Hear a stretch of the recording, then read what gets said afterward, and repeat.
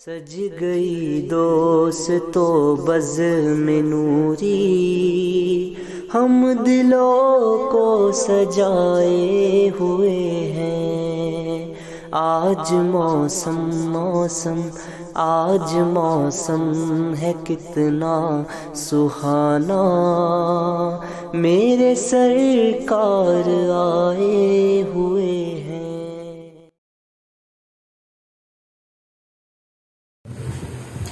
قال الله تعالى في القرآن المجيد والفرقان الحميد، بسم الله الرحمن الرحيم، يا أيها الذين آمنوا اتقوا الله وكونوا مع الصادقين۔ آمنت بالله صدق الله العظيم وصدق رسوله النبي الأمين المتين الكريم، ونحن على ذلك لمن الشاهدين والشاكرين، والحمد لله رب العالمين۔ قال الله تعالى في شان حبيبه المصطفى، إن الله وملائكته يصلون على النبي، يا أيها الذين آمنوا صلوا عليه وسلموا تسليما۔ اللهم صل اللهم محمد صلى عليه وسلم، محمد صلى عليه وسلم، صلاة وسلام عليك يا رسول الله صلی اللہ تعالی علیہ وسلم۔ نبی اور آل نبی پر ایک مرتبہ اور درود پاک پڑھ لیں۔ اللہم رب محمد صلی اللہ علیہ وسلم وعلی نبیہ و اہلہ ابد الدہور وکرما صلی اللہ تعالی علیہ وسلم۔ مختصر حمد و صلوات کے بعد قرآن مقدس کی بڑی مشہور آیت کریمہ تلاوت کرنے کا شرف حاصل کیا۔ متذکرہ آیت مقدسہ کے تحت کچھ گفتگو کرنے سے قبل ہم اور آپ مل کر اللہ رب العزت کی بارگاہ میں دعا کریں کہ اللہ اپنے حبیب کے صدقے طفیل مجھے حق کہنے کی توفیق عطا فرمائے، اور ہم شرکائے بزم کو حق سن کر حق کو قبول کر کر اس پر عمل کرنے کی توفیق عطا فرمائے۔ ماشاءاللہ یہ بزم نوری کی 74ویں محفل ہے، جس میں آج ہم اور آپ شرکت کی سعادت حاصل کیے ہوئے ہیں۔ سبحان اللہ۔ اور اللہ کا بہت بڑا احسان ہے کہ شاید صاحب خانہ میں سے ہی کچھ افراد بغداد معلیٰ کی حاضری کے لیے تشریف لے جا رہے ہیں۔ اللہ رب العزت ان کی نیت کو، ان کی زیارت کو قبول فرمائے، اور بزرگوں کا بہتر فیض انہیں عطا فرمائے۔ اسی مناسبت سے آج کی مجلس ہے، اور میں معذرت چاہوں گا کہ میں کسی وجہ سے آج بڑا لیٹ پہنچا یہاں، تو میں وقت کے دائرے میں اپنی بات ختم کرنے کی کوشش کروں گا۔ بس تھوڑی دیر اسی عنوان کے تحت گفتگو کو سماعت فرمانا ہے، انشاءاللہ پھر مجلس کا اختتام کر دیا جائے گا۔ میں نے جس آیت کریمہ کی تلاوت کی، اللہ رب العزت ایمان والوں سے مخاطب ہے۔ فرمایا یا ایھا الذین آمنوا اتقوا اللہ، اے ایمان والو اللہ سے ڈرو، وکونوا مع الصادقین، اور سچوں کے ساتھ ہو جاؤ۔ حضرات گرامی، اس آیت مبارکہ میں ہم اہل سنت کے عقیدے کو اور تقویت ملتی ہے۔ دیکھیں کہ اللہ رب العزت نے ایمان والوں کو خطاب فرمایا اور کہا اے ایمان والو اللہ سے ڈرو۔ تو اگر اتنا ہی سینٹنس، اتنا ہی جملہ اگر میں بیان کروں، اردو اس کا ترجمہ کروں، تو آپ میں سے سب کے سمجھ میں آیا یا نہیں آیا؟ تو ظاہر ہے کہ یہ بات سب کے سمجھ میں آ گئی کہ اللہ ایمان والوں کو کہہ رہا ہے کہ اللہ سے ڈرو۔ بات ختم ہو جانی تھی، اور پھر ہم دیکھیں کہ ایمان یہ سب سے بڑی دولت ہے۔ اگر آپ لوگوں میں سے کسی سے بھی پوچھا جائے کہ آپ کے پاس سب سے قیمتی دولت کیا ہے، تو آپ کہو گے ایمان۔ اور اگر ایمان کے بعد رب کسی کو تقویٰ عطا فرما دے،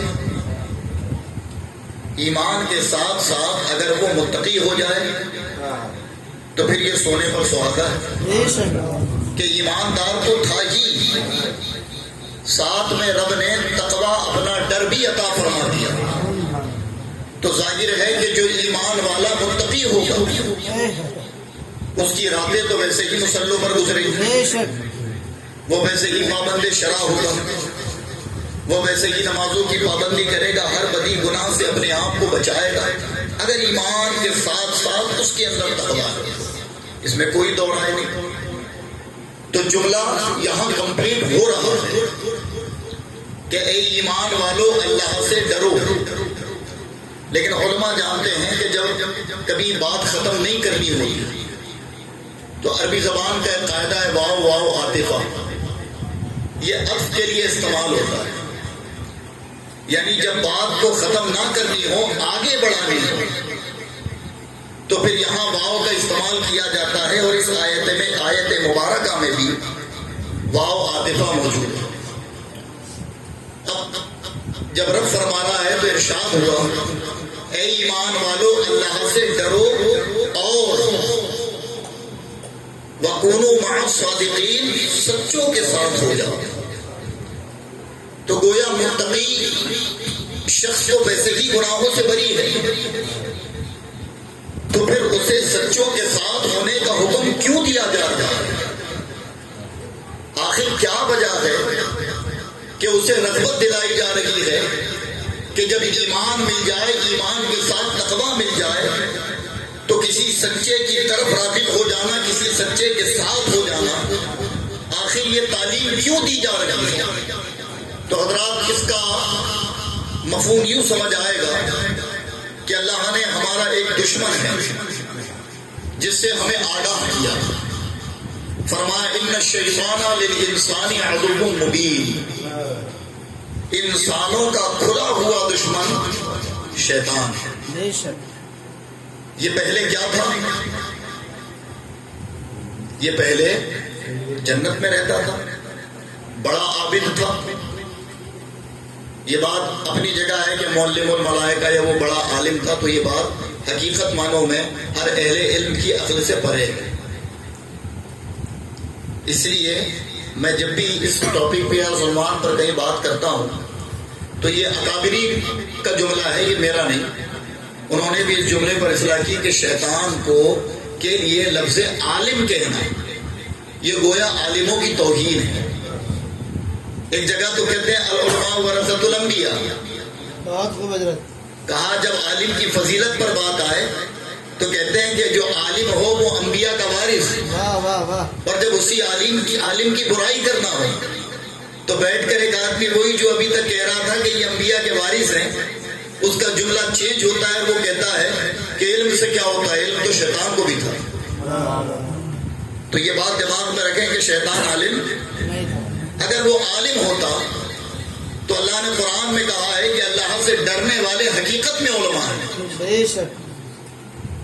عبادی العلماء کہ اللہ کے بندوں میں سب سے زیادہ ڈرنے والے اللہ کے بندے جو ہیں وہ علماء ہیں۔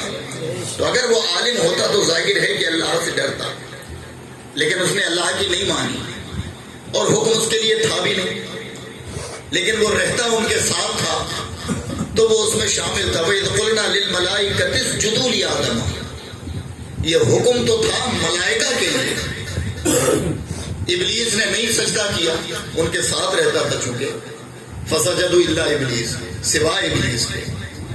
تو جب اس نے سجدہ نہیں کیا، اب اڑ گیا یہ، تو پھر اسے کافر قرار کر جنت سے نکال دیا گیا، دنیا میں بھیجا جانے لگا۔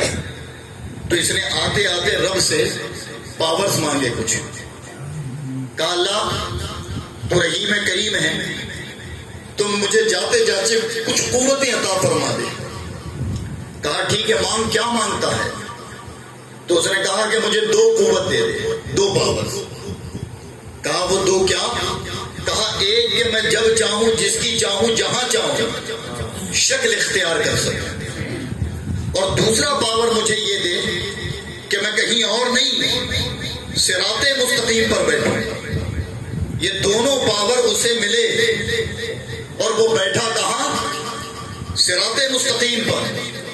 اب اس آیت مبارکہ کی اصل آپ کو سمجھ آئے گی کہ رب نے کہا وَكُونُوا مَعَ الصَّادِقِينَ، اللہ سے ڈرو اور سچوں کے ساتھ ہو جاؤ۔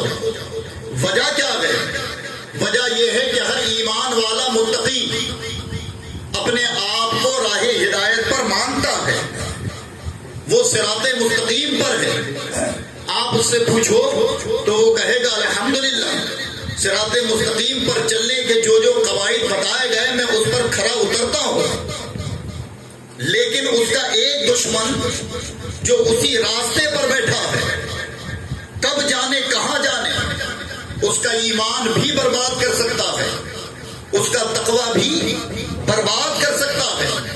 اور سینکڑوں ایسی مثالیں اور نظیریں موجود ہیں کہ بڑے بڑے تقوی والے اور ایمان کی دہائی دینے والے کو چند منٹوں میں شیطان نے مرتد کر دیا، نہ وہ اپنے تقوی پر بچے، نہ انہوں نے اپنے ایمان کو سنبھالا، لیکن رب نے جہاں ہمیں اس کی دشمنی سے آگاہی دلائی، وہیں ہمیں صراط مستقیم پر آسانی سے چلنے کا راستہ بھی بتا دیا اور کہا کہ ہر نیک شخص اپنے آپ کو صراط مستقیم پر سمجھتا ہے، لیکن اگر تمہیں حقیقت معنوں میں صراط مستقیم پر استقامت چاہیے تو میرے بتائے ہوئے طریقے پر عمل کر لو، اور وہ طریقہ یہ بتایا وَكُونُوا مَعَ الصَّادِقِينَ کہ سچوں کے ساتھ ہو جاؤ۔ یہ ایسے سچے ہیں نہ خود بھٹکیں گے نہ تمہیں بھٹکنے دیں گے۔ تو رب نے کہا کہ ان کے ساتھ ہو جاؤ۔ اور پھر حضرات ہم نماز میں بھی دعا کرتے ہیں، ہم سورہ فاتحہ میں بار بار پڑھتے ہیں انعمت علیہم، ان کے راستے پر جن پر تیرا انعام ہے۔ اب یہ کن پر اللہ کا انعام ہے؟ قرآن پاک میں اللہ نے ایک مقام پر فرمایا فَأُولَٰئِكَ مَعَ الَّذِينَ أَنْعَمَ اللَّهُ، یہ ہیں وہ لوگ جن پر اللہ کا انعام ہے، من النبیین والصدیقین والشہداء والصالحین۔ اور یہ فرمانے کے بعد کہا وَحَسُنَ أُولَٰئِكَ رَفِيقًا، یہ کیا ہی اچھے ساتھی ہیں۔ اور آپ دیکھیں کہ اہل سنت کے لیے کتنی تقویت ہے کہ اس میں گروہ کی بات کی گئی، جماع کی بات کی گئی، کسی فرد واحد کی بات صادق نہیں کہا، صادقین کہا، شہید نہیں کہا، شہداء کہا۔ سمجھ آئی بات کہ جماع کا صیغہ استعمال ہوا۔ اب اس کی وجہ کیا ہے؟ اور اچھا قید بھی نہیں۔ دو مفتی الحمدللہ آج ہماری مجلس میں حاضر ہیں اور بڑے سینئر اور قابل لوگ ہیں، ان کی موجودگی میں یہ بات کر رہا ہوں کہ آیت مطلق ہے، مقید بھی نہیں، یعنی اس کا مطلب آپ لوگ بآسانی نہیں سمجھ پاؤ گے۔ ایک حکم مطلق ہوتا ہے، ایک مقید ہوتا ہے۔ یعنی حکم مطلق یہ ہوتا ہے کہ میں کسی شخص کو کہوں کہ یہاں سے اٹھو اور حاجی عامر صاحب کے پیچھے بیٹھ جاؤ، تو اگر کوئی یہاں سے اٹھ کر ان کے پیچھے بیٹھا تو میری فرما برداری، لیکن میں نے کہا یہاں سے اٹھو حاجی عامر صاحب کے پیچھے، میں نے حاجی عامر صاحب کی قید نہیں لگائی، میں نے کہا یہاں سے اٹھو ادھر کہیں بیٹھ جاؤ، تو اب وہ اٹھ کر ایک آدمی کے بعد بیٹھ جائے یا سب سے آخر میں چلا جائے، ان دونوں صورتوں میں اس نے میرے حکم کو پامال نہیں کیا۔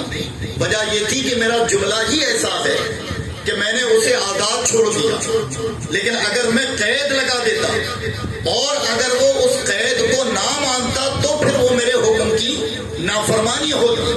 تو گویا رب نے کہا فَأُولَٰئِكَ مَعَ الَّذِينَ أَنْعَمَ اللَّهُ،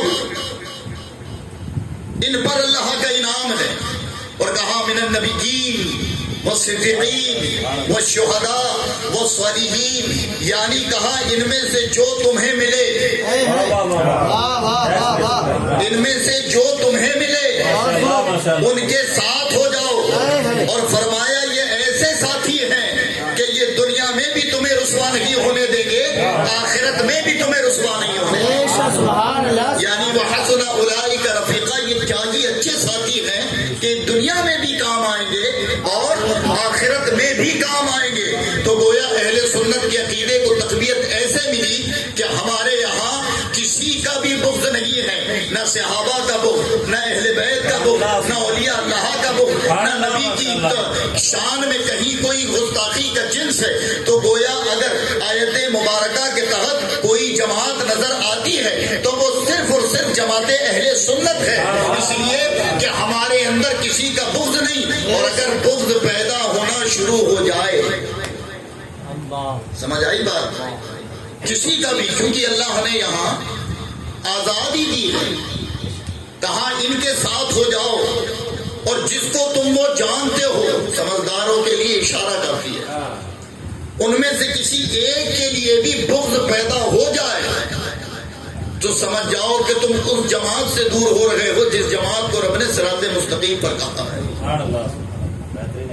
فرمایا کہ ان سب سے محبت کرو، ان سب کے ساتھ ہو جاؤ، اور سوائے اہل سنت کے اور کوئی جماعت اس تحت ہمیں کھری نظر نہیں آتی، اس کا یہ عقیدہ نظر نہیں آتا۔ آپ دیکھیں کسی کے اندر صحابہ کی بے ادبی ہے، کہیں اہل بیت کی بے ادبی ہے، کوئی اولیاء اللہ کا بے ادب ہے، اور پھر کوئی جماعت تو ایسی ہیں جو انبیاء کی توہین کر جاتی ہیں، سوائے الحمدللہ ہم اہل سنت کے کہ ہمارے اندر بے ادبی اور گستاخی کا جنس نہیں ہے۔ اسی لیے رب نے ہم ڈنکے کی چوٹ پر کہہ سکتے ہیں کہ اللہ نے ہمیں صراط مستقیم پر گامزن کیا ہے، بس ہمیں اس کی اصل سمجھنی ہے، اور حضرات الحمدللہ اسی کانسیپٹ کو پورا کرنے کے لیے اللہ نے مجھے بھی یہ سعادت بخشی ہے، اور صاحب خانہ میں سے بھی چند لوگ جا رہے ہیں اس دربار میں کہ جنہیں شہنشاہ اولیاء کہا جاتا ہے، منصب غوثیت جن کو رب نے عطا فرمائی، اور جن کو اختیار اتنا دیا ہے کہ رب کی مرضی سے کھاتے تھے، رب کی مرضی سے پیتے تھے، اور پھر جو کہہ دیا تو رب نے اسے پورا فرمایا ہے، اور پھر حضرات اختیار تو اتنا رب نے عطا کیا کہ خود عبد القادر جیلانی فرمایا کرتے تھے کہ لوگوں جب دعا کیا کرو تو میرا وسیلہ لگایا، جب دعا کیا کرو تو میرا وسیلہ لگایا کرو۔ حضرات محترم الحمدللہ یہ سعادت ہم کو ملی، اور ہمارے بھائیوں کو اللہ عطا کرے، اور ہمیں اطراف کے بزرگان دین کی بارگاہوں میں حاضری کا شرف ملتا ہے۔ یاد رکھیں کہ ان کی بارگاہوں میں حاضری دینا، ان کی بارگاہوں میں جانا یا ان کی قبروں کی زیارت کرنا، اس میں تمہارا کوئی کمال نہیں، بلکہ یہ رب کی توفیق سے ہوتا ہے۔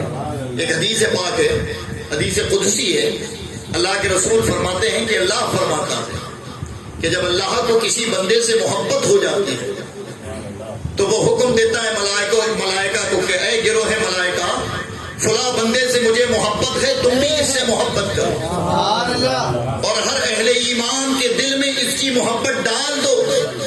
اب اگر ہم سے کوئی پوچھے، اور یہ بات حقیقت بھی ہے کہ ہمارا کوئی اپنا اگر قبرستان میں ہے تو پہلے جمعہ، پھر وقت گزرا تو عید، اور پھر اور زیادہ وقت گزر گیا تو قبر کے نشان کو بھی بھول جاتے ہیں، لیکن سینکڑوں سالوں سے ایک ہی جگہ ایک ہی مقام پر ہیں، جن سے نہ ہمارا خاندانی کوئی تعلق، نہ کوئی رشتہ داری ہے، لیکن پیسے خرچ کر اذیتوں کو برداشت کر گھنٹوں لائنوں میں لگ کر لوگوں کے دھکے کھا کر محض ان کی قبر کی زیارت کے لیے ہم اپنا سب کچھ لٹانے پر آمادہ ہوتے ہیں۔ آخر وجہ کیا ہے؟ تو وجہ صرف یہ ہے کہ اس میں اگر ہماری مرضی ہوتی تو کہیں نہ کہیں ہم سوچ کر اپنے گھر بیٹھ جاتے کہ یار بیوی بچوں کے ساتھ رہو، آخر وہاں جانے سے کیا ملے گا، لیکن اس میں ہماری مرضی نہیں، بلکہ رب کائنات جب ان کی محبت ہمارے دلوں میں ڈال دیتا ہے تو پھر توفیق بھی وہی دیتا ہے کہ تم میرے فلاں بندے کے دربار میں حاضر ہو جاؤ۔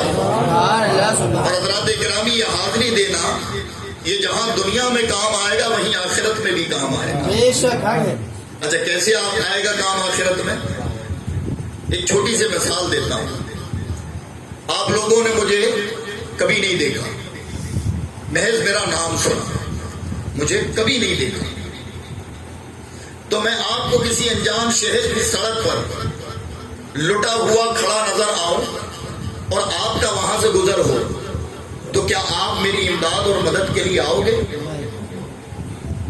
آپ میرے پھٹے کپڑے، میرا چہرے پر بھوک کے اثرات، گرد و غبار میں جسم لپٹا ہوا ہے، تو کیا آپ میری امداد اور مدد کے لیے آؤ گے میرے قریب؟ نہیں، کئی فقیر کھڑے ہوتے ہیں جیسے دوسرے چلے گئے ویسے آپ بھی نکل جاؤ گے، لیکن آپ نے مجھے دیکھا تھا، آپ سے میرا ربط تھا، تعلق تھا، اور اس حال میں اگر آپ مجھے کسی انجان شہر کی سڑک کے کنارے کھڑے دیکھتے ہو تو ظاہر ہے کہ کوئی تو نہ رکا دیکھ کر، لیکن اس تعلق کی وجہ سے آپ ضرور میرے قریب آؤ گے اور آ کر پوچھو گے کہ بھائی کیا بات ہے، کیا حال ہے، کیا پریشانی ہے. تو جو پریشانی ہوگی میں بتاؤں گا. اب ظاہر ہے کہ بروز محشر جب کوئی کسی کا سہارا نہ ہوگا، سب کو اپنی اپنی پڑی ہوگی، اور جن کو اللہ نے اپنا قرب عطا فرمایا اور جن سے وہ راضی ہے، میرے نبی کے صدقے انہیں بھی شفاعت عطا کی جائے گی، یہ بھی شفیع بنیں گے. اور جب ان کا گزر ہوگا تو ظاہر ہے کہ جن سے ان کا ربط ہوگا اگر نظر پڑی تو پہچانیں گے، اور جب پہچانیں گے تو حال پوچھیں گے، اور اگر حال پوچھ لیا تو پھر اس دن کی تمام مشقتوں سے رب ہمیں نجات عطا فرما دے گا. اور وجہ یہ ہے، اب اس پر کوئی سوال کر سکتا ہے کہ ٹھیک ہے، زندہ اگر کوئی دیکھے تو ربط اور تعلق پیدا ہو جاتا ہے، لیکن تم تو قبروں پر جاتے ہو، تم تو مزاروں پر جاتے ہو، جبکہ تم نے غوث اعظم کو نہیں دیکھا، تم نے غریب نواز کو نہیں دیکھا، پھر یہ دعویٰ تم کیوں کرتے ہو؟ ہاں، ہم اس بات کو تسلیم کرتے ہیں کہ اگر بظاہر تمہاری ملاقات تھی تو ہم یہ مان سکتے ہیں کہ وہ تمہیں پہچان لے، لیکن وہ تو دنیا سے چلے گئے، قبر کے اندر ہے، اب کیسے ربط اور تعلق پیدا ہو گیا؟ تو حضرات گرامی، یہ تو مومن اور مومن نہیں بلکہ مومن کامل محسن کے درجے پر پہنچے، جن کو رب کائنات نے منصب ولایت عطا فرمایا، اپنا قرب عطا فرمایا. ہم ان کی بات تو بعد میں کریں، کبھی اٹھائیں تاریخ سیرت پڑھیں کہ بدر میں جب میرے آقا کو فتح ہوئی تھی اور میرے آقا نکلے، ایک گڑھا کھودا، کافروں کو ڈال دیا گیا، میرے آقا کا گزر ہوا تو میرے آقا ان گڑھے میں پڑے ہوئے مرے ہوئے کافروں سے کہتے ہیں کہ اگر مان جاتے تو یہ حال نہ ہوتا. حضرت عمر ابن خطاب میرے آقا سے پوچھتے ہیں، یا رسول اللہ، یہ تو مر چکے ہیں، پھر آپ ان سے کیسے خطاب کر رہے ہیں؟ تو میرے آقا فرماتے ہیں، اے عمر، یہ تم سے زیادہ مجھے سن رہے ہیں. کیا فرمایا؟ یہ تم سے زیادہ مجھے سن رہے ہیں. اب آپ بتائیں کہ وہ لوگ جو سن رہے ہیں زندوں سے زیادہ، تو وہ کون؟ مومن نہیں، مسلمان نہیں، بلکہ امام الانبیاء کے مقابلے جنگ کرنے آئے، حالت کفر میں مر گئے. ان کی سماعت کا حال یہ ہے کہ وہ سن رہے ہیں. تو جو میرے آقا پر ایمان لائے، جو مومن کامل ہو اور وہ عام آدمی کی بات کریں، ہمیں حکم ہوا ہے نا کہ جب قبرستان جاؤ تو سلام کرو، اور بہتر ہو تو قبرستان جوتے پہن کر نہ جاؤ. اور اس کا سبب بیان کیا گیا کہ تمہارے جوتوں کی آواز سے اہل قبر کو تکلیف ہوتی ہے. تو منو مٹی تلے ہمارے اور تمہارے جیسا آدمی زندہ آدمی کا سلام سنتا ہے، زندے آدمی کے جوتوں کی آواز سنتا ہے. تو وہ عبد القادر جیلانی جو فرمائے کہ میں دنیا کو ایسے دیکھتا ہوں جیسے کوئی اپنی ہتھیلی پر رائی کے دانے کو دیکھتا ہے، تو پھر بتائیں کہ ان کی سماعت اور ان کی بصارت کا عالم کیا ہوگا. اور پھر حضرت وہ قبر میں تو ہیں لیکن اپنی بارگاہ میں آنے والے ہر ایک غلام کو دیکھتے ہیں، ہر ایک غلام کی سنتے ہیں. اور یہی ملاقات کہیں کام آئے یا نہ آئے، لیکن یہ ہمارا ایمان ہے کہ بروز محشر کی ملاقات کام آئے نہیں. اسی لیے ہم اللہ کے حکم پر عمل کرتے ہیں، وَكُونُوا مَعَ الصَّادِقِينَ، اور سچوں کے ساتھ ہو جاؤ. تو ان سچوں کے دربار میں ہم جا کر اپنے اعمالوں کو جو ہے بہتر بناتے ہیں، اپنے گناہوں کو کم کرواتے ہیں، اور ان کے توسل خدا سے دعا کرتے ہیں کہ رب ان کے توسل دعائیں سنتا ہے. اور پھر جب دعا حقیقت میں وسیلہ بہتر ہو تو دعا کی مقبولیت بڑھ جاتی ہے. اور جب دعا رب سن لے تو حضرات اللہ بندوں کو بڑے بڑے آلام و مسائل سے نجات عطا فرما دیتا ہے.